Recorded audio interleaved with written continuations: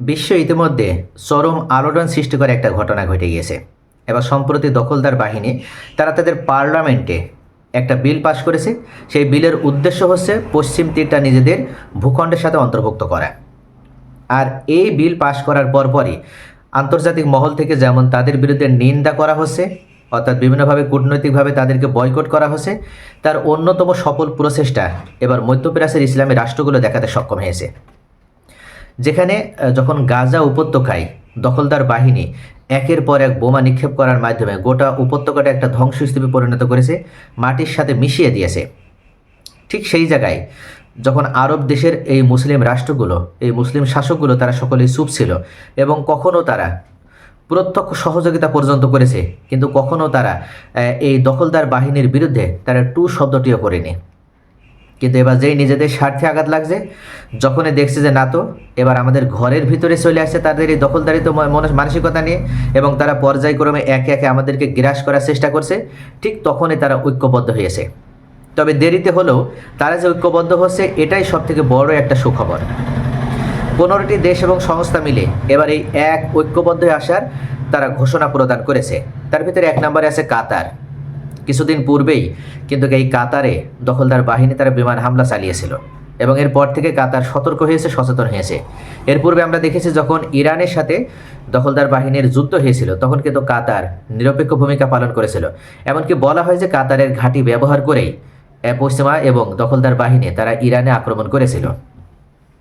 তখন কাতার ইরানের পক্ষে না দাঁড়িয়ে তাদের পক্ষে দাঁড়িয়েছিল। আর আজকে কাতার বুঝতে পারছে যে তাদের প্রকৃত বন্ধুকে, প্রকৃত শত্রুকে। এই জন্য সর্বপ্রথমে কাতার ভূমিকা পালন করছে। কাতার আছে, জর্ডান আছে, ইন্দোনেশিয়া, পাকিস্তান, তুরস্ক, জিবুতি, সৌদি আরব, ওমান, গাম্বিয়া, এমনকি ফিলিস্তিন, কুয়েত, লিবিয়া, মালয়েশিয়া, মিশর, নাইজেরিয়া, আরব লীগ এবং ইসলামী সহযোগিতা সংস্থা OIC। এই 15টি দেশ এবং সংস্থা মিলে এবার তারা এক প্ল্যাটফর্মে এসেছে এবং তারা সংঘবদ্ধভাবে একসাথে থাকা তারা প্রতিজ্ঞাবদ্ধ হয়েছে। সকলে মিলে একটা সিদ্ধান্তে তারা উপনীত হয়েছে যে আর কোনো দখলদারকে ছাড় দেওয়া নয়, আর কোনো সাম্রাজ্যবাদীদেরকে ছাড় দেওয়া হবে না।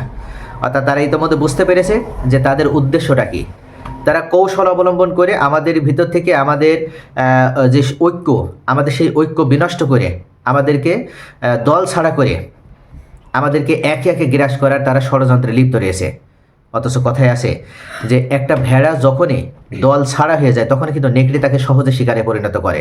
কিন্তু যখন ভেড়াগুলো ঐক্যবদ্ধ থাকে এবং একসাথে থাকে, তখন নেকড়েরা যত সংখ্যায় বেশি হোক না কেন, তারা কোনোভাবেই কিন্তু এই ভেড়ার ভিতর থেকে একটি ভেড়াকেও শিকারে পরিণত করতে পারে না। আর এখন সময় এসেছে, অন্তত অনেক পরে হলেও আরব বিশ্বের এই মুসলিম রাষ্ট্রগুলো অন্তত অনুধাবন করতে পেরেছে যে এখনই সময় নিজেদের ভিতরে ঐক্য গড়ে তোলা। যদি আমরা নিজেদের ভিতরে ঐক্য গড়ে না তুলি, যদি আমাদের ভিতরে দূরত্ব বৃদ্ধি থাকে, বা আমরা যদি আলাদা আলাদাভাবে থাকি, আমাদের ভিতরে যদি সুসম্পর্ক না থাকে, তা আমরা যদি বিচ্ছিন্নভাবে থাকি, তাহলে খুব সহজেই আমরা এই সাম্রাজ্যবাদীদের বা দখলদারীদের সহজ শিকারে পরিণত হব।